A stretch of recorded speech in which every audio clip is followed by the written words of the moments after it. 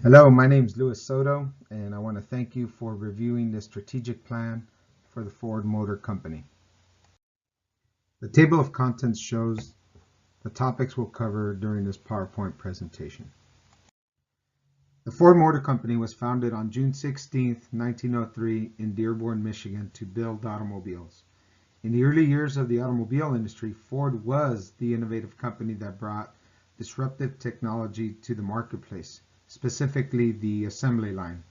Over the years, competitors have changed the marketplace with new manufacturing technologies and vehicle designs. Today, the automobile industry includes non-traditional automobile manufacturers that have changed the marketplace and have forced traditional automobile manufacturers to change the way they do business. The Ford Motor Company competes in 5 strategic business areas: trucks, sport utility vehicles, high-efficiency vehicles, luxury vehicles, and vehicles for basic transportation. In the trucks category, the F-Series trucks and Econoline vehicles have maintained a market leadership since 1982. These vehicles are intended for transportation of cargo and passengers. The target market is farmers, construction workers, service companies, emergency responders, and people who enjoy the great outdoors. The sport utility vehicles are the Expedition, Explorer, the Escape, the Edge, and the Flex. These vehicles are intended for the transportation of cargo and passengers. In the target market are large families, service companies, emergency responders, and again, people who enjoy the great outdoors. And the high efficiency vehicles are the Focus, the Fusion, and the C-Max Hybrid. These vehicles are intended for passengers and for people looking for high fuel efficiency and sustainability. Continuing with strategic segmentation, luxury vehicles include the Mustang, the Lincoln MKZ, the Lincoln Continental, Lincoln Navigator, and are intended for the transportation of passengers, but also to impress others, and for folks looking for high-powered engines or special features. The target market are high-income consumers, highly educated, and those looking for a high social status. Finally, the vehicles for basic transportation include the Focus, the Fusion, the Fiesta, and the Taurus. This vehicle sector is the focus of our analysis, and these vehicles are intended for transportation of passengers and for low to medium income consumers, those with small families and millennials. These are intended to be sold in urban, suburban, and rural communities. When looking at strategic segmentation, it's important to understand the attributes of each strategic business area. In our case, the types of vehicles that are provided for each category, and the attributes of each, which are the needs being served, the customer types, the technologies offered, and the geographic areas in which these vehicles will be sold. For example, if we look at our basic transportation vehicle, obviously it serves the need of transportation, affordability, and fuel economy. The customer type that these are targeted at are low to medium income families, people without children, millennials, and of course small families. The technology that's most looked for in this vehicle category is fuel efficiency, reduced emissions, electric or hybrid options, entertainment consoles, and high efficiency engines. And of course, the areas that these vehicles are targeted at are populated cities, urban and suburban communities, and rural communities. In order to understand the effectiveness of our strategy, it's important to understand the turbulence within our industry. The turbulence in the automobile industry has remained stable with incremental predictable growth. Several new competitors, however, have disrupted the market, specifically in the high efficiency and electric vehicle sectors. Turbulence in the vehicles for basic transportation remains at a 3.2. Pricing in this vehicle sector must remain competitive, so change is incremental and predictable. Instability is at a medium level, and the market for this vehicle type is global. If we take a closer look at the turbulence in the vehicles for basic transportation, we see that we are operating in a global socio-political environment. The novelty of change is incremental but fast, and we are slower to respond than most. The visibility of the changes that are coming in the industry are predictable, and we can see that the turbulence level shifts are at a medium pace, meaning that we can see the changes coming. It's not something that catches anybody by surprise. However, with the new competitors entering the marketplace, they are coming forth with new technologies that are disrupting the environment.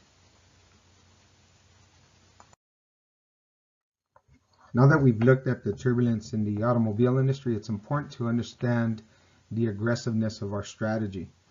Ford has traditionally been slow to react to changes in the marketplace, both in automobile design and technology. Recently, Ford has begun using state-of-the-art design tools to anticipate how consumers will accept new vehicle designs. As we stated, the turbulence in the automobile industry is at a 3.2, and we believe that our strategy aggressiveness is at a 2.25, which we'll detail a little further in the next slide. Our reactive behavior comes from strategic myopia, meaning that because we have been in the automobile industry for over 100 years, we assume that the way we do things is correct. But we also have realized that the aggressiveness level required for growth and market disruption is at a 4, which we'll detail in the following slides. Taking a closer look at our aggressiveness, we see that Ford has been very reactive to changes in the marketplace. We make changes to our vehicle design and technology incrementally and slower than most. However, the timeliness of our change has been comparable to the traditional automobile manufacturers. Of course, as we discussed, the new competitors are changing that platform, and so our aggressiveness will need to be adjusted. And the basis for our change has been our historical experience.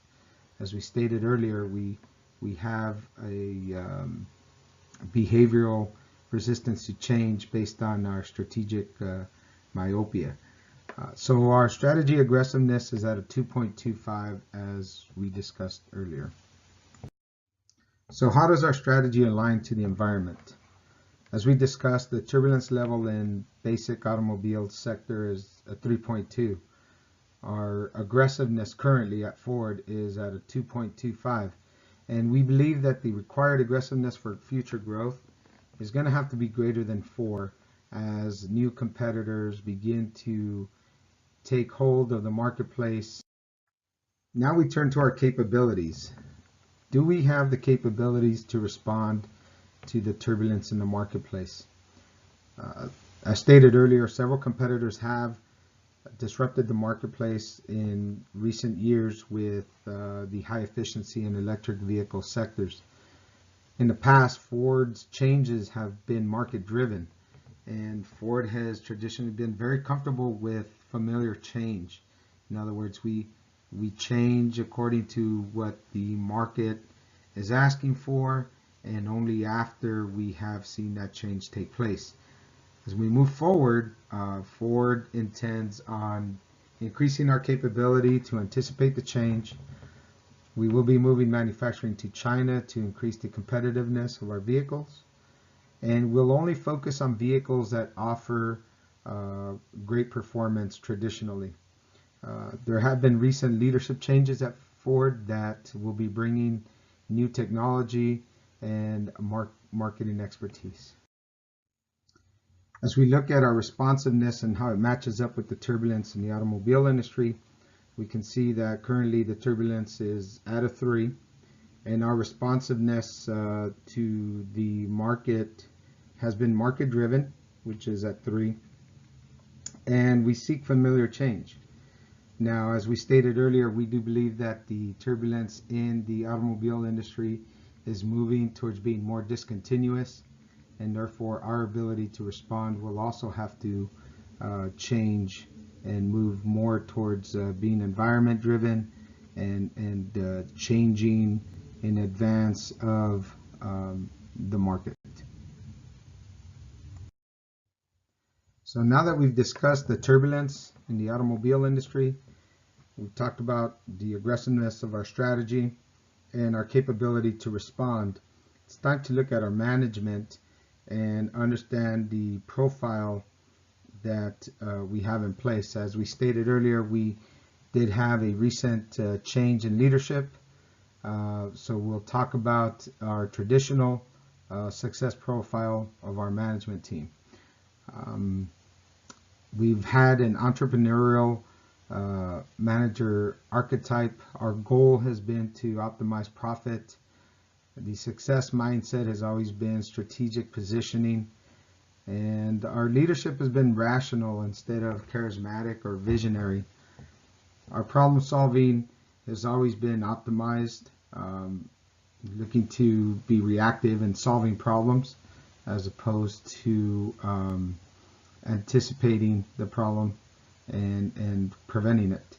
Our time perspective has always looked at the future, but in a predictable manner. We've tolerated ambiguity instead of looking for it and trying to be disruptive in the environment. Our risk propensity has always been very controlled, and our knowledge base has really been focused on our internal operations. So our overall score for manager success profile is a 2.89. So how does our strategy and our capability to respond align with the turbulence in the environment? As we stated, the turbulence in the basic automobile sector is a 3.2.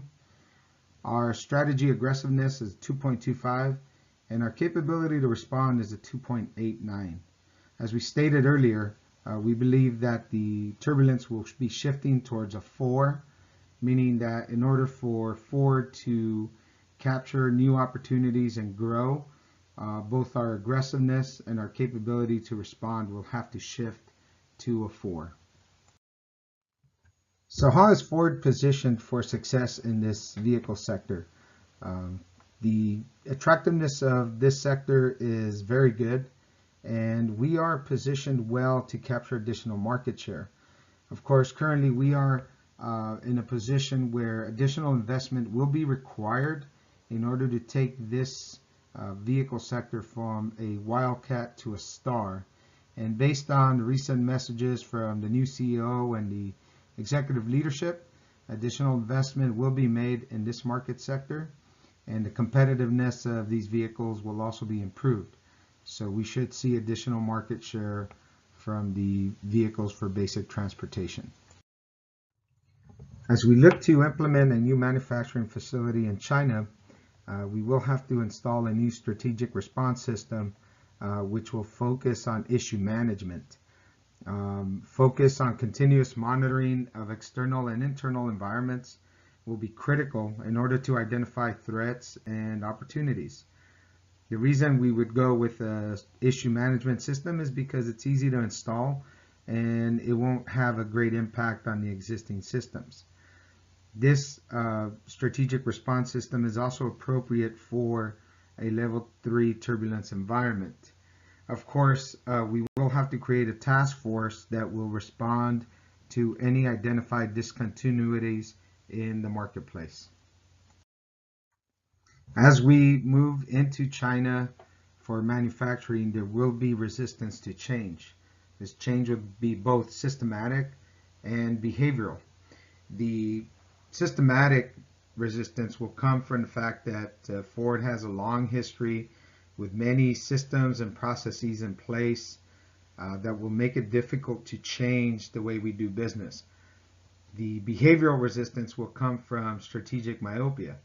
And that's because, again, because we've been in business for so many years, We feel that we clearly understand how to do business and are very slow to change to the environment. In order for us to be able to implement the changes required, we will have to implement a crisis level strategy for change management, as the survival of our company depends on Ford being able to adapt to its environment. In summary, it's important to understand that we are positioned well to capture market share from the basic transportation vehicle sector. As we stated earlier, the turbulence level in the sector is about a 3.2, and several new competitors are disrupting the marketplace.